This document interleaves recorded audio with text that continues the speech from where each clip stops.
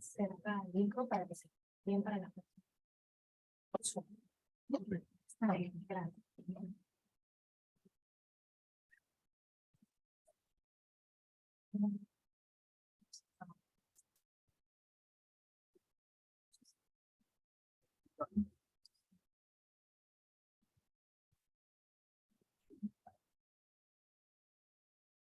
Algo ahí se ve.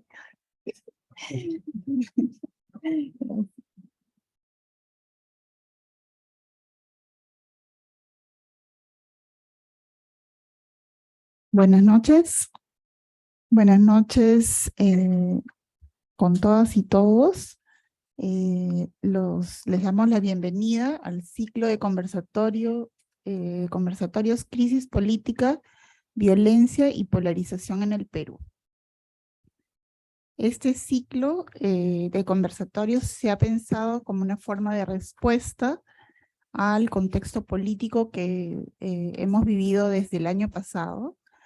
Y en ese sentido, el Instituto de Derechos Humanos, Democracia, el IEPUC, ¿no? Y la maestría en Derechos Humanos de la Pontificia Universidad Católica, hemos pensado en mostrar nuestra consternación, nuestra indignación y nuestra preocupación por la situación que está viviendo nuestro país, ¿no? Digamos, la forma que ha tomado esta preocupación de nosotros es a través de tres ciclos de conversatorios. El primero de ellos es sobre la declaratoria de estados de emergencia en el Perú, ¿no? Para eso estamos hoy día aquí y tenemos con nosotros a tres profesores de la Pontificia Universidad Católica del Perú. Voy a presentar al profesor Abraham Siles. Él es abogado, magíster en Derecho Constitucional y doctor en Derecho por la Pontificia Universidad Católica del Perú. Es profesor principal con dedicación de tiempo completo y régimen de profesor investigador. Es docente de Derecho Constitucional en la Facultad de Derecho y la Maestría de Derecho Constitucional de la PUC y coordinador del área de Derecho Constitucional de la Facultad de Derecho de la PUC, coordinador del Grupo de Investigación de Derecho Constitucional y Derechos Fundamentales de la misma universidad. El profesor Jeffrey Gamarra es doctor en Antropología Social por la Escuela de Altos Estudios en Ciencias Sociales de París, Francia, y profesor principal de la Universidad Nacional San Cristóbal de Huamanga. Ha sido también profesor visitante en la Universidad de Roskilde en Dinamarca, investigador asociado del Douglas Hospital Research Center de la Universidad de McGill, Canadá, y también del Center for Development Research de Copenhague, en Dinamarca. El profesor Gamarra investiga temas de violencia, radicalismo político y sociedades subnacionales. Es autor de libros y artículos publicados en revistas nacionales y extranjeras. La profesora Iris Havel, es magíster en Ciencia Política por la Universidad Católica del Perú y licenciada en Comunicación Social de la Universidad Mayor de San Marcos. Se ha especializado en comunicación política, las relaciones entre el Estado, la ciudadanía, actores sociales y políticos y los medios de comunicación. Es autora de investigaciones sobre educación y memoria, políticas de justicia transicional y nuevas dinámicas de participación política, particularmente jóvenes y líderes indígenas. Es docente de comunicación política en la Pontificia Universidad Católica del Perú y en la Universidad de Lima, miembro del Grupo de Investigación Memoria y Democracia y de la Red Latinoamericana de Justicia Transicional. Es miembro del Comité Directivo del Instituto de Democracia y Derechos Humanos de la Pontificia Universidad Católica del Perú. Bueno, tenemos a nuestros tres profesores que van a hacer varias presentaciones. Les voy a describir un poquito cómo va a ser el programa.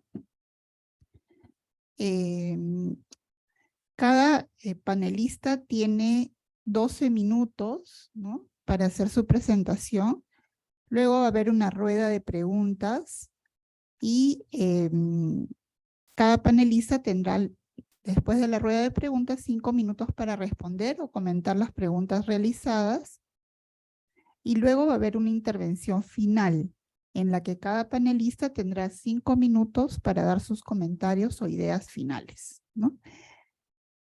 Bueno, sin más, les doy nuevamente la bienvenida y los dejo con nuestros invitados. Adelante, por favor.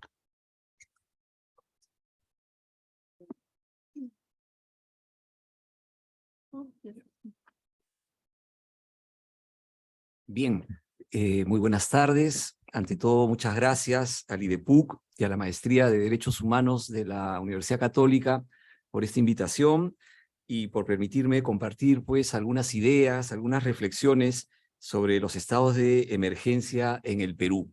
El tiempo es muy breve, así que voy a concentrarme en los siguientes puntos. Quiero hacer primero una breve referencia de orden histórico y contextual, después referirme a las principales características del estado de emergencia, y por último, un tercer punto, algunas dificultades o problemas que surgen de la práctica constitucional relacionada al derecho de excepción constitucional, ¿no? Quiero aclarar que mi enfoque, este es un evento interdisciplinario, felizmente, ¿no? Pero mi enfoque es de derecho constitucional, ¿no? Estamos aquí con expertos en políticas públicas, yo en enfoque de ciencias sociales, ¿no?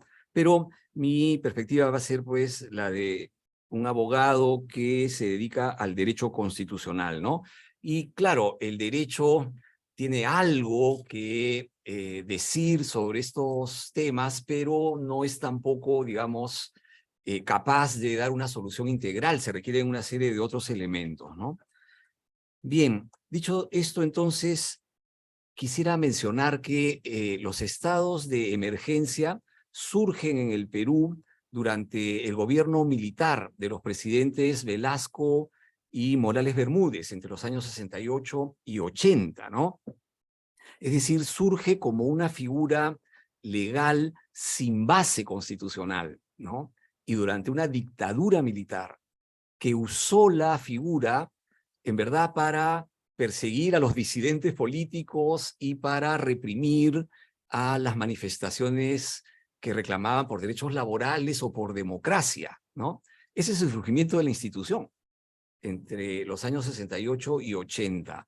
Como saben, el gobierno militar anunció una transición democrática y se elaboró la Constitución del 79, que recogió por primera vez la figura en una regulación de máximo rango jurídico en el país y sistemática, bastante más completa, coherente que la que había en el texto constitucional anterior.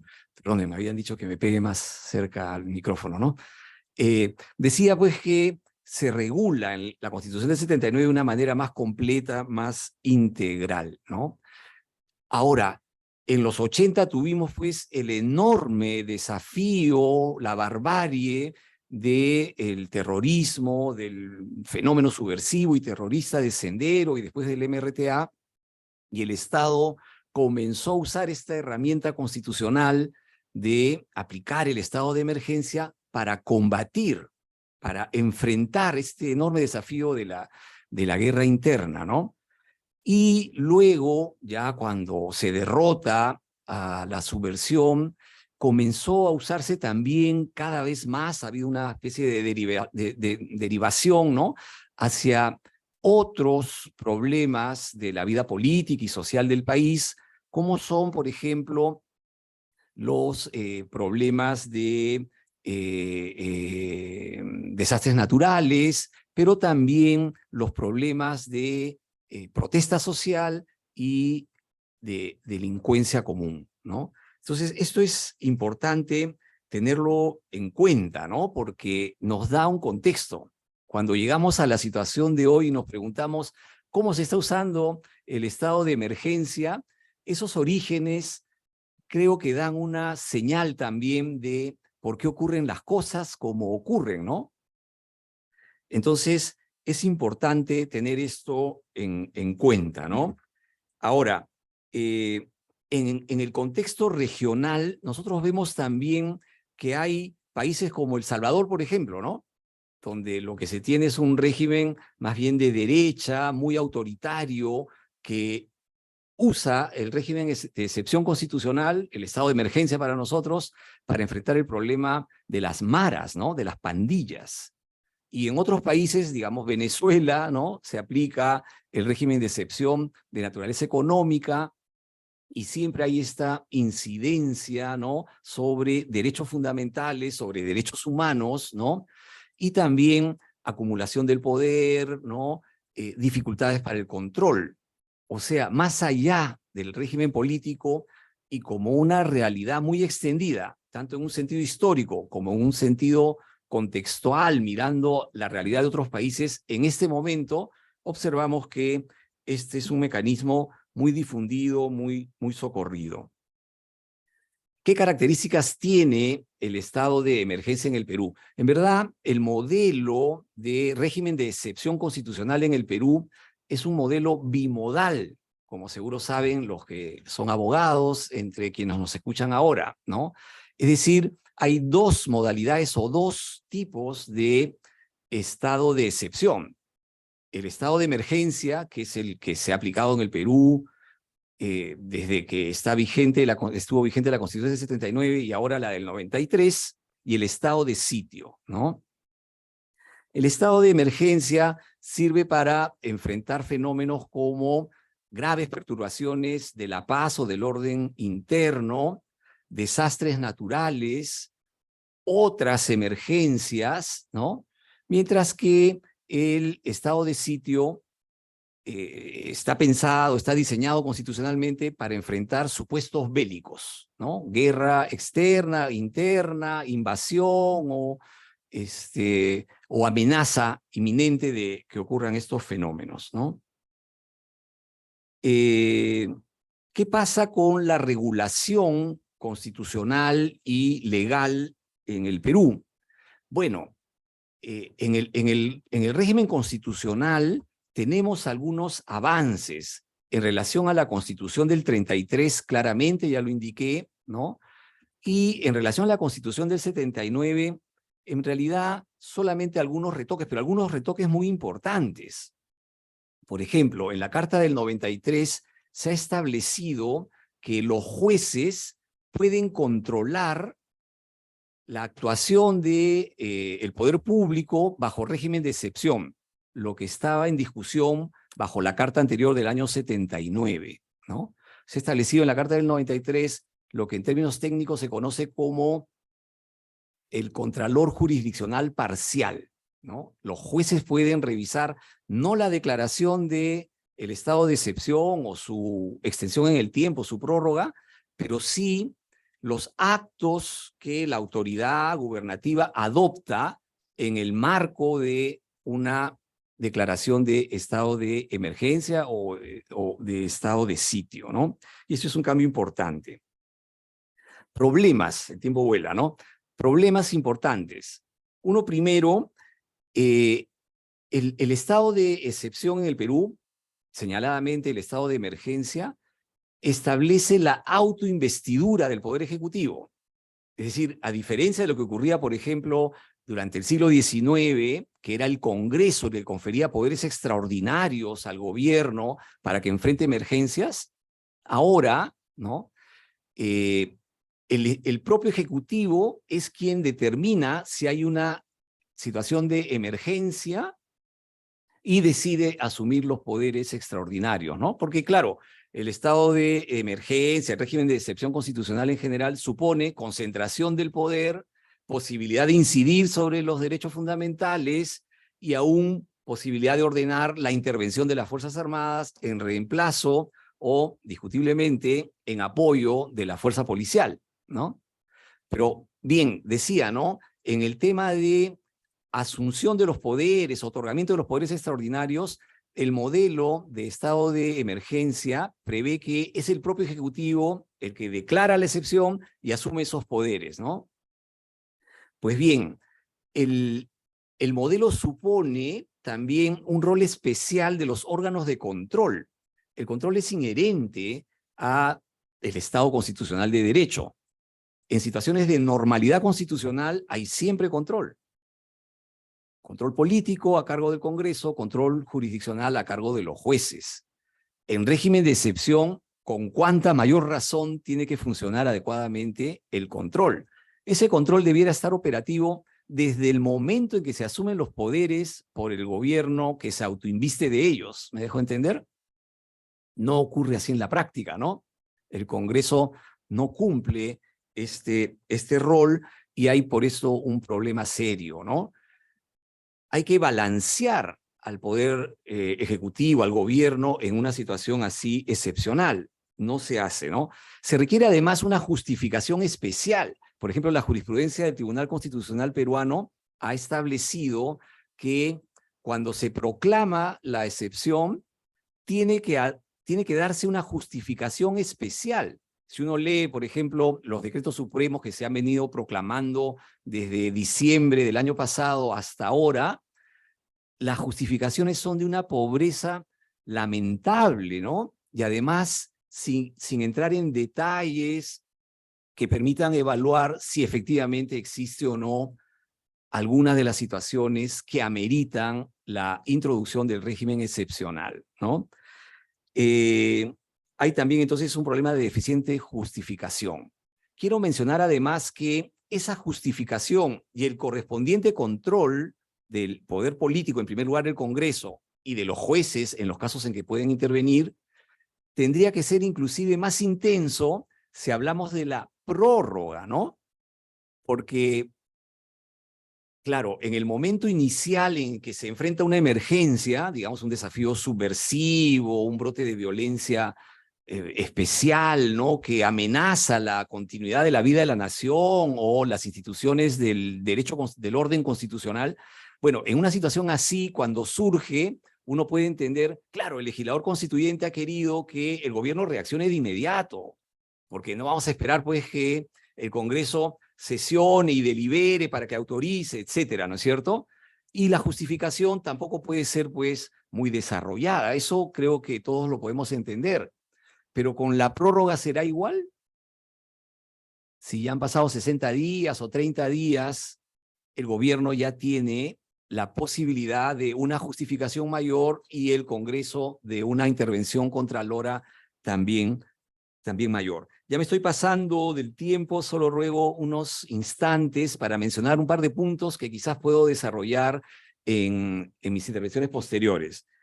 Quería mencionar también el tema de las causales. Las causales, en términos jurídicos constitucionales, se refiere a los supuestos que habilitan la declaración o la prórroga del estado de emergencia. ¿Cuáles son las causales y cuándo podemos decir que efectivamente se han verificado?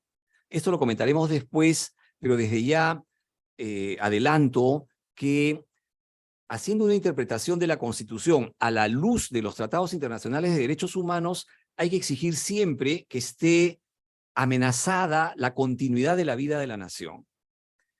Luego, los plazos y las prórrogas, ¿no? El derecho constitucional de excepción está sujeto también a un principio de proporcionalidad que incluye una dimensión de temporalidad. Por lo tanto, si bien la Constitución admite prórrogas sucesivas, estas no pueden ser, digamos, ad libitum y ad infinitum, ¿no? No pueden ser a simple voluntad y sin fecha, ¿no? Produciendo más bien una normalización de la emergencia, ¿no? Por último, menciono solo ya al paso, ¿no? Que la suspensión de los derechos no significa que estos desaparezcan y que la participación de las Fuerzas Armadas solo puede ocurrir en casos extremos, justificados también, y para desempeñar roles policiales, en reemplazo o refuerzo de la policía, pero no para comportarse como quien combate al enemigo externo, ¿no? O como quien ocupa un territorio frente a enemigos que se dedican a la subversión. Gracias y disculpen la extensión. Muchas gracias, profesor Siles. Nos quedamos en la parte más interesante. Así que, sí. Dicho sea de paso, la tesis doctoral del doctor Siles ha sido sobre estados de emergencia. Así que, bueno, muchas gracias. Y tenemos a continuación con nosotros al profesor Jeffrey Gamarra, doctor en Antropología Social y profesor principal de la Universidad Nacional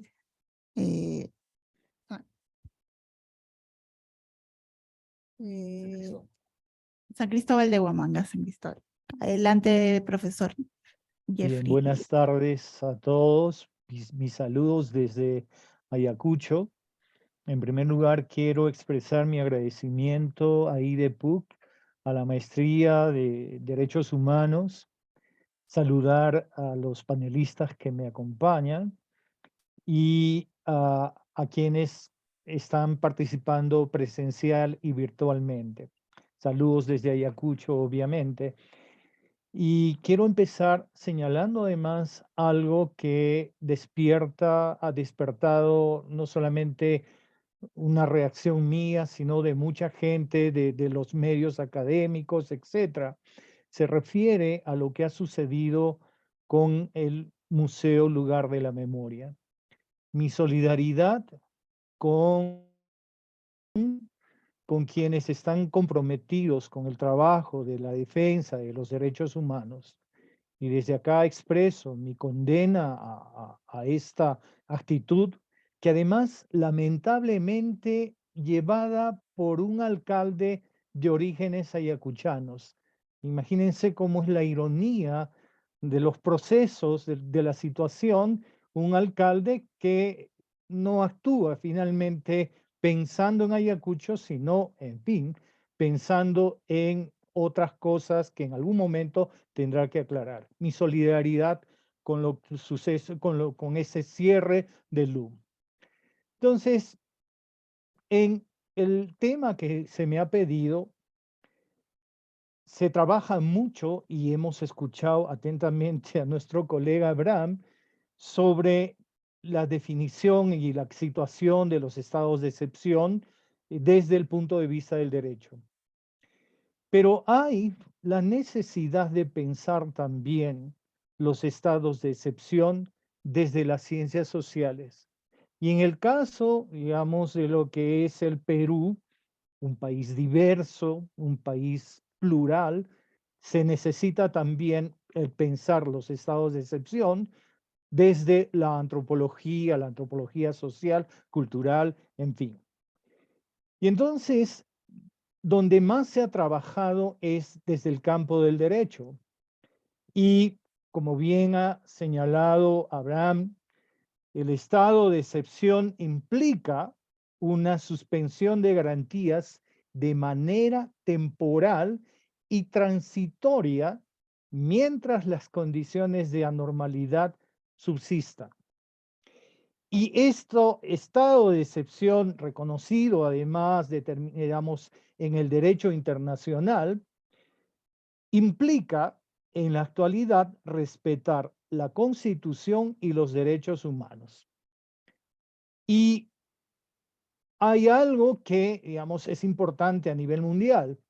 Los estados de excepciones son una historia que se origina, digamos, vienen desde la Revolución Francesa, pero que también, y esto es lo importante, tienen lugar no solamente en estados autoritarios, en dictaduras, pero también digamos, son instrumentos utilizados por estados democráticos.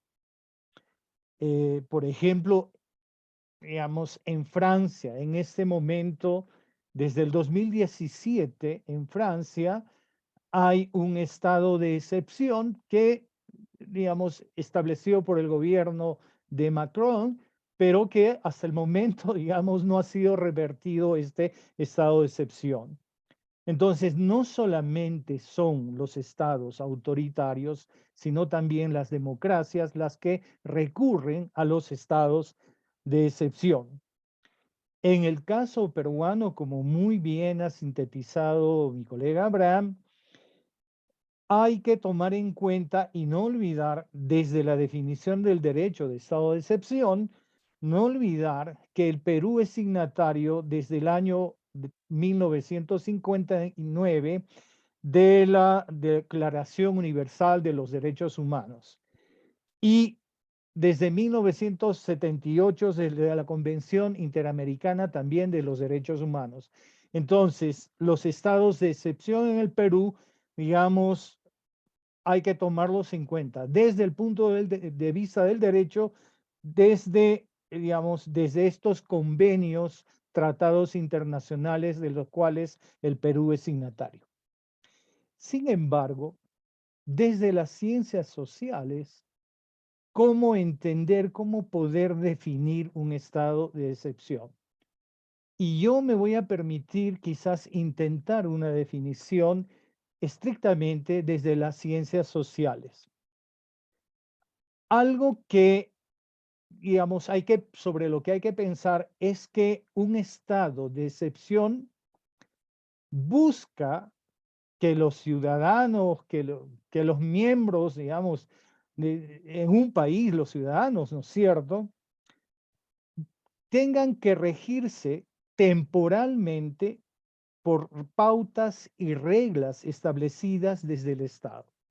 O sea, la finalidad desde el punto de vista social es que el ciudadano común y corriente tiene que, en el estado de excepción, regirse por pautas y reglas establecidas, por ejemplo, en el Estado. No puede haber libertad de reunión. Entonces, el vínculo social pasa a ser algo así como intermediado por el Estado.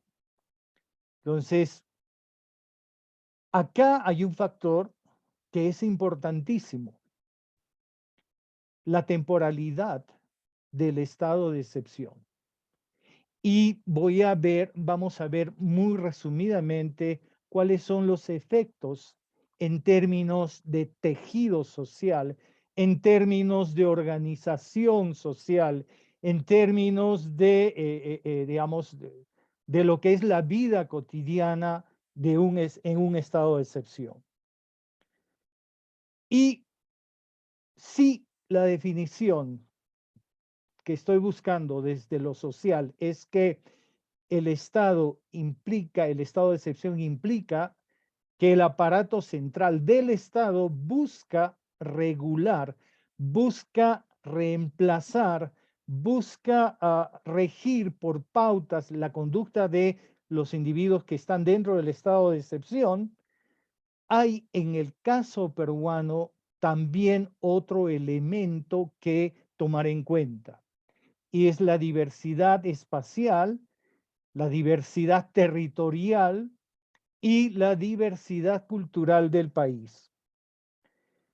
Entonces, en términos de diversidad espacial territorial, la historia de los estados de excepción, ya a partir de los gobiernos, digamos, del gobierno de Velasco, el gobierno de Morales Bermúdez, y luego una democracia del segundo gobierno de Belaúnde, para resolver el tema de Sendero Luminoso, ha permitido que el Estado peruano pueda territorializar los estados de excepción. Y eso lo estamos viendo en las actuales circunstancias. El estado de excepción no ha sido declarado para el conjunto del país, sino que ha sido declarado para diversos espacios, digamos, Puno, algunas zonas temporalmente como Arequipa, en fin. Entonces, esta es una característica importante a tomar en cuenta en el caso peruano: la territorialización del estado de excepción en un país, digamos, con diversidad como el Perú. Y por otro lado, acá también hay otro aspecto a tener en cuenta es el elemento, digamos, la territorialización, perdón, y el otro elemento a tener en cuenta es la diversidad, la pluriculturalidad, en cierto modo, que hay, digamos, que tenemos en nuestro país. Y esto puede ser motivo de mucha discusión, en fin. Pero la diversidad cultural en el Perú abona, finalmente, permite que el Estado pueda territorializar los estados de excepción. ¿Y qué es un estado de excepción en términos estrictamente, digamos, de lo que es el derecho, pero pensado en términos de las ciencias sociales? Acá hay una noción que utiliza Giorgio Agamben, este filósofo tan importante en nuestros días, y Agamben señala, usa un término en el latín que se usaba, creo que en la época de los romanos, era la noción de homo sacer. ¿Quién es un homo sacer? Un homo sacer es aquel individuo, aquella persona, aquel ser humano, finalmente, que entra a una situación de limbo, de vacío de derechos. Entonces, el homo sacer deja de gozar de protección de derechos. Y los casos de homo sacer, digamos, se repiten en la historia de los estados de excepción. No les sorprenda que en la Alemania nazi, digamos, el homo sacer, el individuo que entra a un proceso donde sus derechos no existen, era la población judía. En el mismo Estados Unidos, en la época en la época del atentado a las Torres Gemelas, etc., Estados Unidos, la democracia norteamericana, crea una situación donde el homo sacer está encarnado por los talibanes, por aquellas poblaciones, por los radicales musulmanes que de pronto se ven privados de acceso, de gozar de derechos. Y eso se expresó en la democracia norteamericana en lo que fueron los prisioneros de la base de Guantánamo. En el Perú, lamentablemente, digamos, si se pueden territorializar, se han territorializado los estados de excepción, también los homo sacer, los individuos, los ciudadanos que pueden ser privados de sus derechos, también adquieren, están, digamos, son vistos, son interpretados de pertenecer a determinada cultura. En estos meses hemos visto cómo hay población aymara, población quechua que entra bajo los estados de excepción.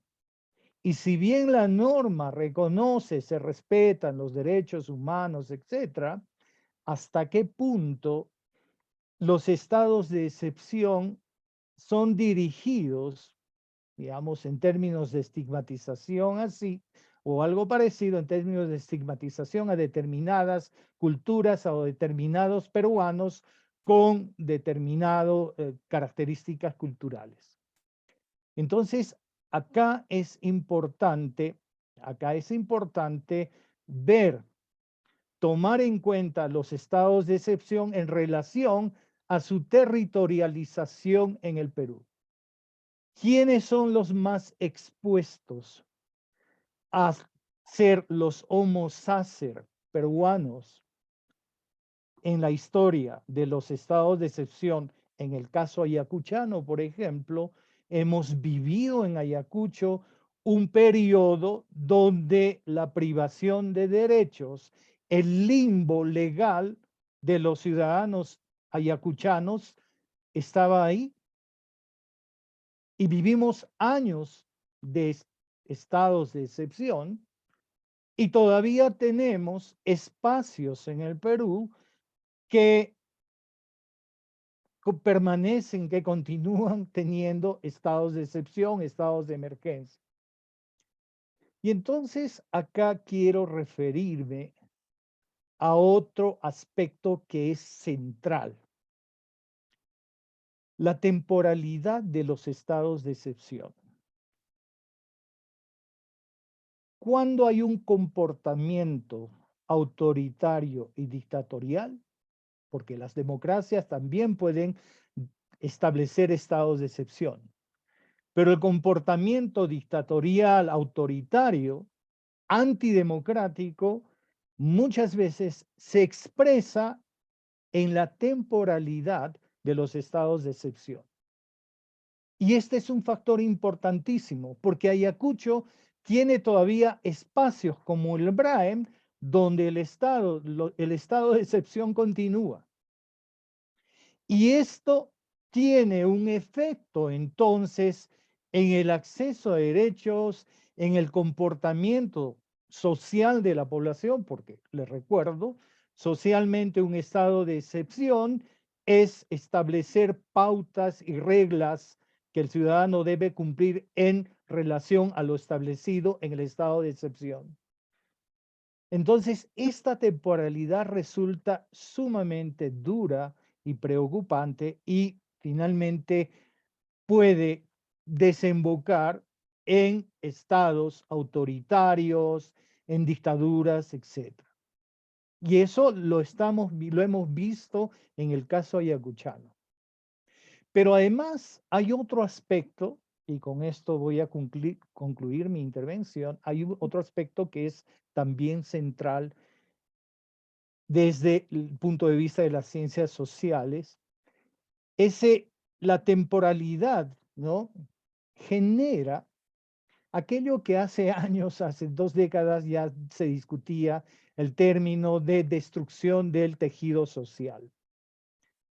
Entonces, un estado de excepción genera a la larga un comportamiento social donde yo diría que el individuo, el ciudadano, digamos, como que pueden incluso levantarle el estado de excepción, pero ese ciudadano sigue pensando, sigue trabajando una memoria basada en lo que debía ser el comportamiento en el momento de los estados de emergencia, de los estados de excepción.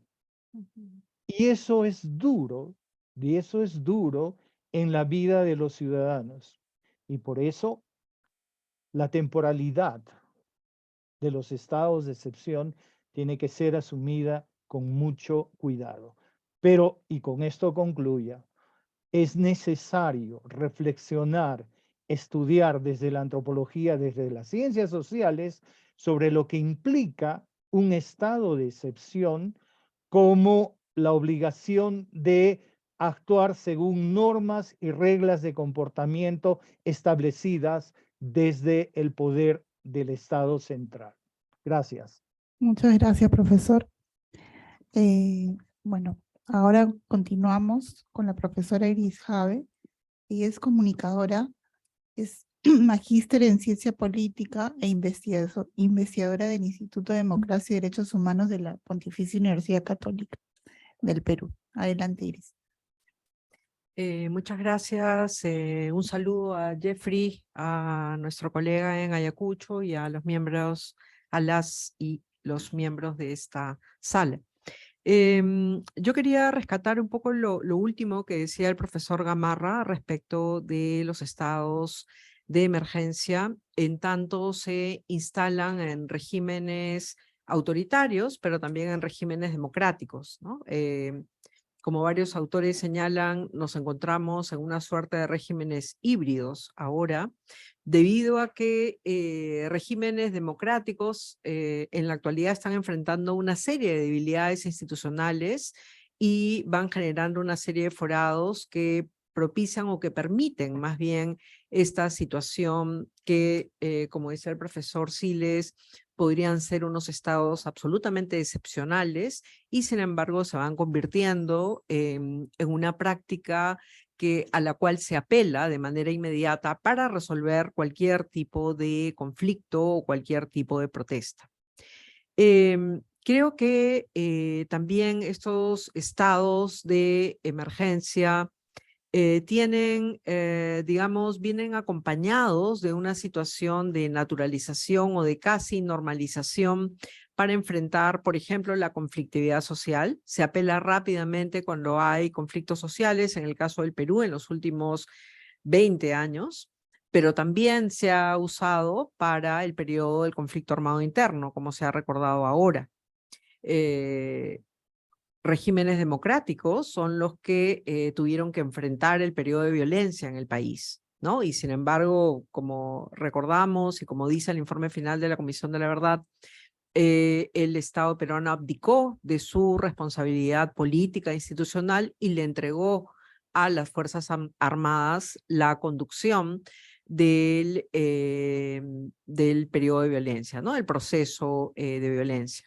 La denominación que asumieron fue comandos políticos militares, ¿no? Tenían el control político y militar, el control territorial, pero también el control político de la ciudadanía que estaba en las zonas de emergencia, declaradas como zonas de emergencia, ¿no? Entonces, creo que hay que también mirar cómo se va normalizando una situación en resguardo de la seguridad ciudadana. Como decía el profesor Siles, no hay una adecuada justificación, ¿no? No hay una argumentación de fondo que nos permita explicar mejor qué lógica hay detrás. Entonces, digamos que lo que encontramos no solo es una mala práctica, sino una comprensión distorsionada acerca de la democracia y sus mecanismos de participación, porque entonces empieza a pensar que la protesta no es un derecho, ¿no? Sino que tiene que ser sancionada y muchas veces criminalizada. Y entonces se restringen los derechos de las personas que pueden demandar una serie de cosas, como siempre se hace con los estados, pero se empieza a restringir este derecho a la protesta como una expresión ciudadana, ¿no? Como hemos visto en las últimas semanas. En esta decisión de asumir un estado de emergencia, entonces, que es una decisión de carácter público, se mezclan una serie de irregularidades y de contradicciones, saltándose una normativa nacional e internacional que garantiza el respeto y el derecho de todas las personas, ¿no? Digamos, esto es peligroso, no solo porque no hay una justificación, sino también porque estas decisiones quedan a discreción de quienes tienen a cargo la policía o la Fuerza Armada o las decisiones en el Ministerio Público o en la Fiscalía. Y entonces puede tornarse en unas decisiones laxas y en unas decisiones que empiezan a aplicarse, Jeffrey lo ha explicado bien, en términos territoriales, empiezan a aplicarse en la periferia o en las regiones, ¿no? En las zonas que están más alejadas, entre comillas, donde hay más población indígena, donde hay más población vulnerable, ¿no? Entonces también hay que pensar cómo se corren o se asumen unos riesgos que no están considerados cuando se ve desde el centro del poder o desde donde se toman las decisiones públicas. También quería señalar que estos mecanismos de estado de emergencia vienen acompañados también por el uso de la violencia física o de la violencia simbólica, ¿no? Creo que esta idea de apelar todo el tiempo al enemigo, a un enemigo interno, a un otro que está causando la desestabilización, que está causando amenazas a través de las protestas, leído desde quienes toman las decisiones, es como una justificación, ¿no? Para una justificación para el régimen de turno, pero no necesariamente para el Estado en su conjunto. Quiero decir, es una decisión que busca un enemigo interno para explicar por qué se toma un estado de emergencia, pero no necesariamente es una explicación para el Estado en su conjunto, ¿no? Quiero decir, esta idea de convertir la protesta permanentemente en un conflicto y entonces hay que generar una confrontación para que justifique de alguna manera el ingreso de las Fuerzas Armadas y de la policía, mediante no solo el uso de la fuerza indiscriminado, como hemos visto en las protestas de los últimos meses, donde contamos 70 personas muertas a causa de este uso excesivo de la fuerza, sino también, como decía, otras formas de violencia simbólica, como las narrativas que se transmiten en los medios de comunicación y en las redes sociales, donde también se generan unas narrativas para justificar estas decisiones, ¿no? Finalmente está bien, entre comillas, que se resguarde a la seguridad para alejar a esos que protestan, porque probablemente esas señoras que llegaron de Puno tenían las faldas rojas, ¿no? Hemos escuchado ese tipo de comentarios para justificar este tipo de acciones. En ese sentido, o de esta manera, se busca entonces dotar de legitimidad a las decisiones que se toma en el gobierno, con la idea de que nos defiende de este enemigo interno, ¿no? Al no haber una guerra externa, digamos, se busca un enemigo interno para explicar o para justificar estas decisiones, ¿no? También quería señalar cómo en el marco de esta criminalización de la protesta también se construye una serie de normativas que probablemente, yo no soy jurista, pero que probablemente más bien intentan restringir más derechos, ¿no? Por ejemplo, en el tema de las protestas, las fiscalías que tenemos, el conjunto de fiscalías, se ha vuelto a hacer un cambio, una transformación y se hacen unas fiscalías especializadas en delitos de terrorismo. Antes estos delitos de terrorismo estaban adscritos a las fiscalías que tenían que ver narcotráfico, lavado de activos, y ahora solamente se han creado fiscalías para ver los delitos de terrorismo. ¿Qué significa eso? ¿Qué nos están queriendo decir? Que hay más detenciones, que hay más gente que investigar, que hay más gente detenida, ¿no? ¿Cuál es el mensaje de eso, ¿no? Al margen de la explicación más jurídica que pueda haber detrás de esas medidas. Entonces, un poco para resumir este punto, esta primera parte, quería decir también cómo proponer una reflexión en ese sentido, ¿no? Cómo los estados de emergencia vienen acompañados de una delegación de poder, del poder político al poder militar, ¿no? Es decir, se restringe el poder político o se deja de lado o se abdica y se le entrega al poder militar, que termina asumiendo no solamente la función policial, sino también una función excesiva. Las fuerzas militares, como saben, no están encargadas de la seguridad ciudadana, eso le corresponde a la policía. Y sin embargo, se le termina cediendo las posibilidades de intervención, de decisión, ¿no? Y como dicen varios especialistas en temas de seguridad ciudadana, las Fuerzas Armadas no están preparadas para el enfrentamiento, para la confrontación o para el resguardo de la ciudadanía. No están preparadas para eso, están preparadas para unas intervenciones mucho más intensas, ¿no? Y terminan ocurriendo estas situaciones. No estoy tratando de justificar, pero sí creo que es importante mirar también cómo estas prácticas que se van naturalizando terminan generando una serie de consecuencias que luego todos lamentamos en términos de ciudadanía y en términos de las vidas de las personas, ¿no? Eso por ahora, muchas gracias. Muchas gracias, Iris. Bueno, lo que tenemos ahora es una segunda ronda, una rueda de preguntas. No sé si hay alguna pregunta del público. Si no hay preguntas, hay algunos temas que podemos mencionar.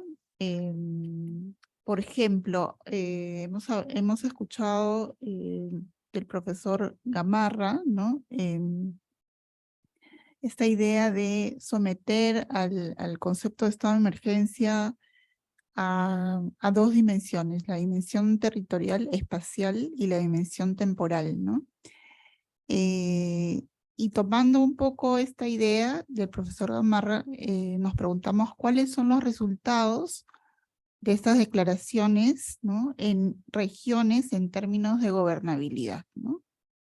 ¿Y qué entendemos por gobernabilidad? Si gobernabilidad es controlar los desmanes, o gobernabilidad es otra cosa más relacionada con la democracia, ¿cuáles serían esos resultados, ¿no? que tiene la declaración de estado de emergencia en estos territorios que se han convertido en el epítome del Homo Sacer, ¿no?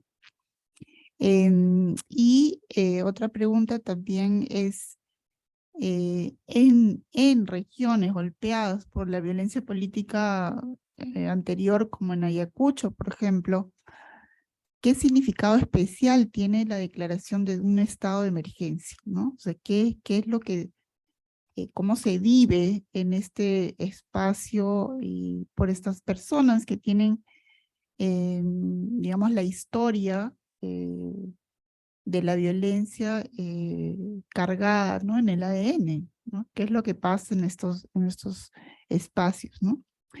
Con respecto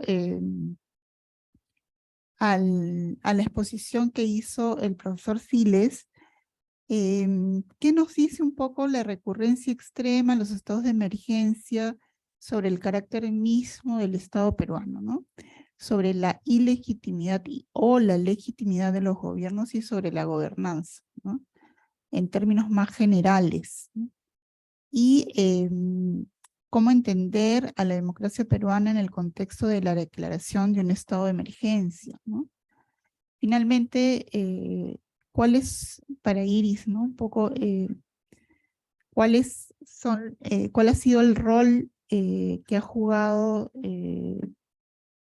que han jugado los medios, ¿no? En este aparente control del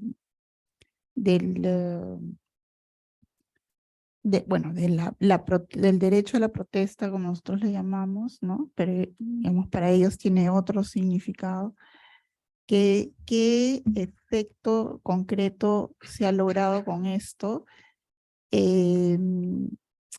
En términos más a largo plazo, ¿no? O sea, ¿cómo y qué lección un poco deja ese control de los medios sobre la forma de construir, ¿no? De construir el significado de un estado de emergencia? Gracias. Vamos primero con el doctor Silva. Bien, muchas gracias. Se me pregunta sobre esta recurrencia extrema a los estados de emergencia y qué nos dice sobre el Estado peruano, sobre la democracia, ¿no? Bueno, sí, yo en verdad tengo una preocupación muy grande porque el uso frecuente del estado de emergencia supone en verdad, perdonen, una erosión del Estado constitucional de derecho. Al mediano y largo plazo, ¿no? Lo que ocurre es que se produce esta normalización de la emergencia, ¿no? Una institución pensada para operar solamente en casos extremos, por un periodo breve, para atender una situación que es un desafío tan grande que amenaza la continuidad de la vida de la nación. Una institución con esas características, en verdad, con prórrogas continuas y con su uso frecuente en distintas localidades o con sesgos inclusive contra las poblaciones nativas o las poblaciones vulnerables, criminalizando a los que protestan en ejercicio de derechos constitucionales, lo que termina produciendo es una erosión del Estado constitucional, ¿no? Para explicarlo quizás con más claridad en términos jurídico-constitucionales, diré lo siguiente, ¿no?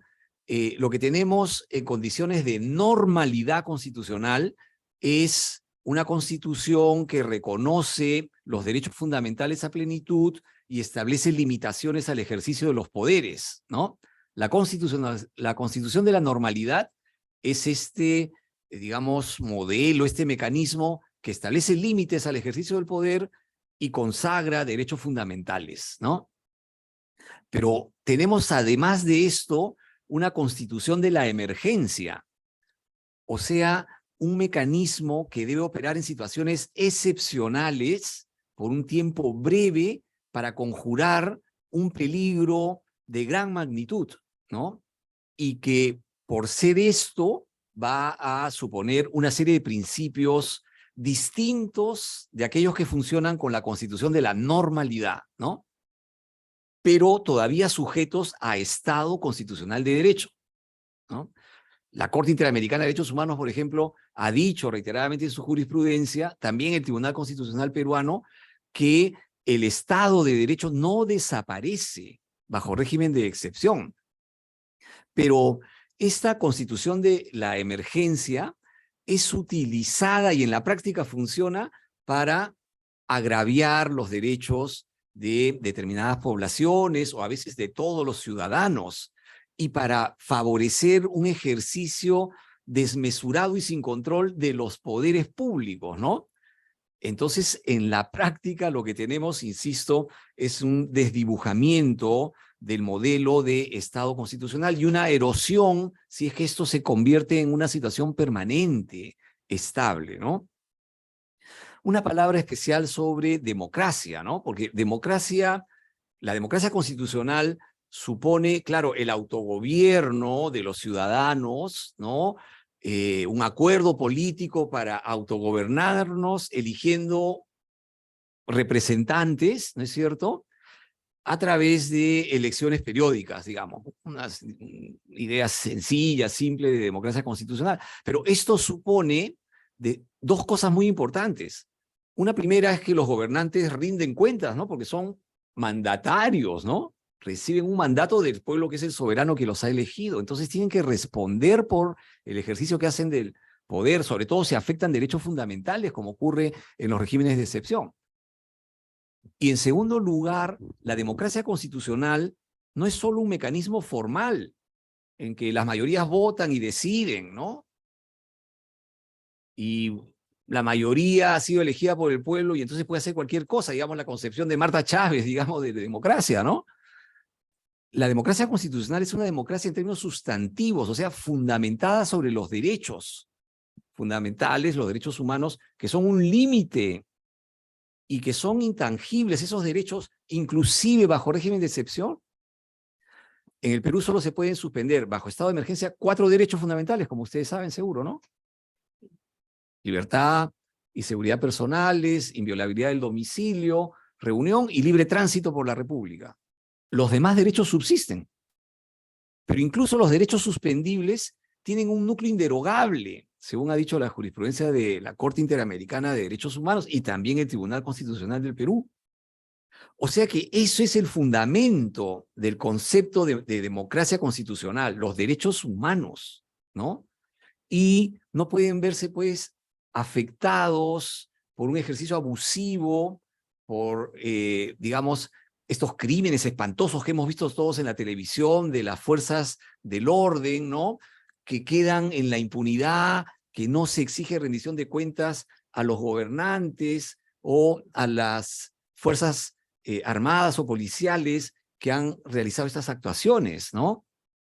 Entonces, la democracia constitucional supone también, insisto, ese respeto de los derechos fundamentales o derechos humanos. Muchas gracias, profesor Sile.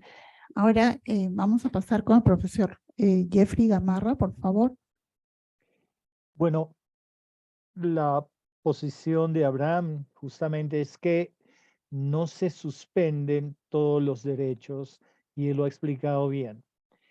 Pero en la práctica, en la vida cotidiana, bajo un estado de excepción, justamente Giorgio Agamben usa ese término, el homo sacer, aquel que pierde derechos. Y el homo sacer simplemente llega a un estado de vacío jurídico. puede haber derechos en los derechos humanos, de acuerdo a la definición de un estado de excepción reconocido por las convenciones internacionales de las cuales el Perú es signatario. Sin embargo, en la cotidianeidad, el homo sacer en un estado de excepción no tiene acceso a derechos. Es un vacío legal que se crea. Y en el Perú, señalo, en el Perú lo que hemos visto en la práctica, en la vida cotidiana, bajo el estado de excepción, lo que hemos vivido en el caso ayacuchano en los tiempos de violencia, es que podía haber reglas, normas, ¿no es cierto? Pero estas reglas o normas eran no importantes respecto a la necesidad del Estado de pedir, de obligar a actuar según sus reglas, según sus pautas sociales. El Estado se convierte en el intermediario, en el interlocutor que aparece, digamos, que se impone a cualquier vínculo social entre las personas. Hay una palabra en quechua que valdría la pena recordarles a los que están presentes. Huacha, generalmente en quechua se dice, se refiere al pobre, ¿no es cierto? Al que no tiene recursos económicos. Pero huacha es algo así equivalente a un homo sacer. Una persona que pierde derechos, que no tiene derecho a la tierra, que no tiene derecho a participar en la vida de la comunidad, etc. Entonces, vale la pena trabajar esta noción de homo sacer y huacha para tratar de ver cuál es el efecto de los estados de excepción en la vida social. Y entre esos efectos hay algo que es importante, lo ha señalado Iris, y hay una palabra que usó Hannah Arendt, ¿no es cierto? La banalización del mal. En el Perú, en los largos procesos, en las largas temporalidades de los estados de excepción, en la época de Sendero Luminoso, de la violencia, a lo que asistimos finalmente fue a la banalización de la vida cotidiana y del estado de derecho. Porque la banalización era eso, simplemente no se tenían derechos, por más que se tenía que reconocer que los estados de excepción finalmente no significan pérdida de derechos, pero en la vida cotidiana la banalización del estado de excepción era simplemente no tener cómo defender sus propios derechos. Y esto me permite, ¿se acuerdan de ese poema de Bertolt Brecht? Donde, digamos, se llevan a tal persona y a mí no me importó, ahora me llevan a mí y finalmente ya es demasiado tarde. Esa banalización en los estados de excepción que duran, cuya temporalidad es larga y en zonas territorializadas de población quechua, aymara, de población de la selva, en fin, eso es algo a tener en cuenta. Y otro aspecto también que es importante, y con esto señalo, es que los estados de excepción generan situaciones fuertes de estigmatización. El efecto social de los estados de excepción son las estigmatizaciones. Y en algún momento el ser ayacuchano o el ser del BRAE era inmediatamente asumido, asociado a un tipo de comportamiento que debía ser controlado, educado, en fin. Y esa es la historia que, digamos, tenemos que seguir, sobre la que tenemos que seguir trabajando.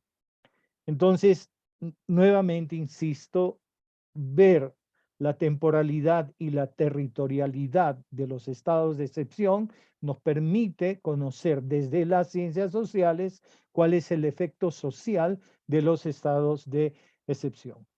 Gracias. Muchas gracias, profesor Gamarra. Bueno, ahora tenemos finalmente a la profesora Iris Jave. Sí, gracias.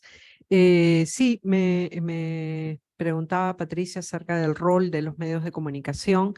Creo que hay que entender un poco las dinámicas de los medios de comunicación en torno a la construcción de narrativas. No solamente son portadores de información o transmisores de contenidos, sino que también construyen unas determinadas narrativas, ¿no? Por ejemplo, esta estigmatización a la que se refería el profesor Jeffrey Gamarra sobre la población ayacuchana, particularmente sobre la población que venía desplazada hacia distintas ciudades o la generación más joven, que eran estudiantes, y de donde se va asociando una condición, una supuesta condición que hoy ha derivado en lo que conocemos como el terruqueo, ¿no?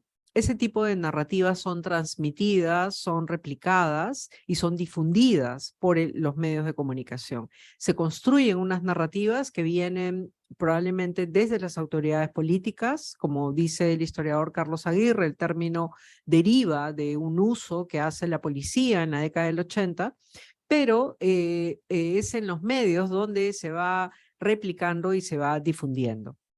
Porque los medios, también transmiten en esta construcción de narrativas un conjunto de creencias y valores, ¿no? Se construye un conjunto de creencias y valores desde quienes informan, no me refiero al dueño del medio, sino de quienes editan la información, de quienes son periodistas, de quienes entrevistan, de quienes escriben, ¿no? De quienes producen la información. Entonces hay ahí una percepción ya asumida y a partir de eso es que se convierten en portadores de sentidos.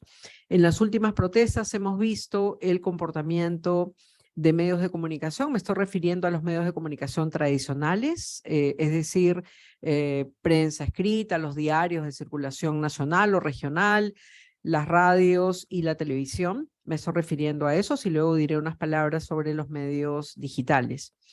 Creo que hay un rol ahí bien importante que a veces se percibe solamente como parcializado, pero me parece importante conocer esas dinámicas de cómo se produce esa información para poder también revertir esos sentidos.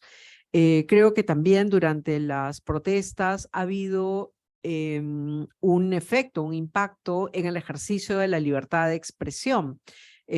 Al suponer ese estado de emergencia, al entrar en vigencia el estado de emergencia, entonces todas las garantías y todos los derechos se van perdiendo, incluido el de los periodistas, que siempre reclaman su derecho a la libertad de expresión, ¿no? Pero incluso ese derecho o ese privilegio que pueden tener de circular libremente, de informar, también ha sido restringido. Muchos han sido golpeados, detenidos, agredidos, etcétera, ¿no? Ha habido como una amenaza pública hacia los periodistas, hacia la gente que protestaba, ¿no? Sin distinguir el rol que tenían.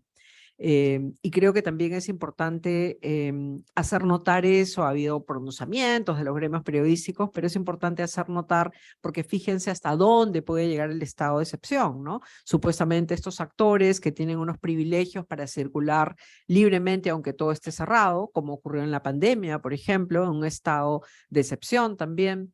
Sin embargo, esta vez han sido restringidos en todo su ejercicio. Y finalmente, sobre las redes sociales, donde también creo que transcurre la información mucho más rápido, pero también la desinformación, ¿no? Las redes tienen esta ventaja o esta característica de viralizar la información, replicarla, todo es muy rápido, todo se produce en tiempo real, pero también circula mucha desinformación, ¿no? Que creo que es lo que termina también deconstruyendo narrativas, colocando algunos intereses colocando información falsa, no solamente modificada, sino también falsa. Se lanzan mentiras también, se lanzan hechos absolutamente irreales. Ahora con este nuevo descubrimiento de la inteligencia artificial, también se pueden trastocar imágenes, videos, fotos, en fin, ¿no? Entonces, sí creo que es importante tomar en cuenta estas dinámicas, ¿no? De qué características tiene. Ay, perdón, era el temporizador que me decía que ya acabé. Tomar en cuenta solo estas dinámicas, comprender bien estas características para justamente revertir estos roles que terminan replicando los medios de comunicación acerca de la estigmatización y la construcción de narrativas. Gracias. Bueno, no sé si tienen alguna pregunta ahora. ¿No? Bueno, este conversatorio ha sido el primero de un ciclo, ¿no? Que está conformado por otros dos conversatorios más. Yo quería agradecerles mucho a los ponentes, ¿no? Porque nos han permitido tener más claridad sobre lo que significa un estado de emergencia en términos conceptuales, pero también lo que ha significado en términos reales, ¿no? Y cuáles son los efectos a largo plazo que tienen ese tipo de medidas cuando no son controladas por los mecanismos que establece la legislación nacional e internacional, ¿no? Bueno, muchas gracias al doctor Siles, muchas gracias al doctor Gamarra, también que nos ha permitido ver qué es lo que está pasando y cómo se tiene que entender un estado de emergencia en términos territoriales y espaciales, ¿no? ¿Qué es lo que pasa en lugares como Ayacucho, en lugares como Puno, ¿no? Bueno, eso es una tarea pendiente que yo supongo que sí se va a asumir. Y también agradecerle mucho a Iris Jave, que nos ha permitido entender estas dinámicas que son consustanciales a todo el proceso este proceso tan inestable políticamente que estamos viviendo, ¿no? Les agradezco mucho su presencia en esta noche y bueno, nos vemos por favor el próximo miércoles 19 de abril. Es el segundo conversatorio que se denomina la normalización de la violencia, reflexiones en torno a la protesta social en el Perú. Muchas gracias. Hasta luego. Buenas noches.